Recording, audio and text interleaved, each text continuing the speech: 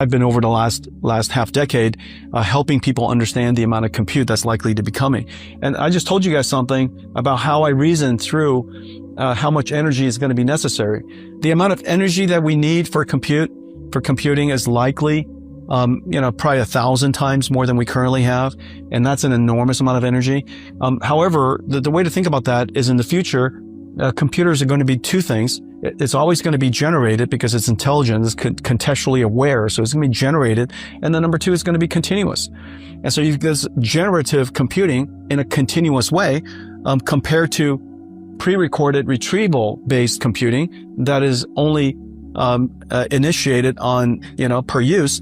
The question is, how do you think about the amount of energy necessary for that? So I think if you say we need it 1,000 times, I wouldn't be surprised if we're off by a couple of orders of magnitude. And so we need a lot more compute. We need a lot more energy. And so you got to go and explain this to people. And so you got to explain it to people in a way that's kind of common sense and they can observe it. And there are, indicators along the way that in fact this is happening. And notice just as I was breaking it down for you guys, I'm reasoning about it for you so it's common sense to you. And so the amount of energy is high. And then lastly, the source of energy.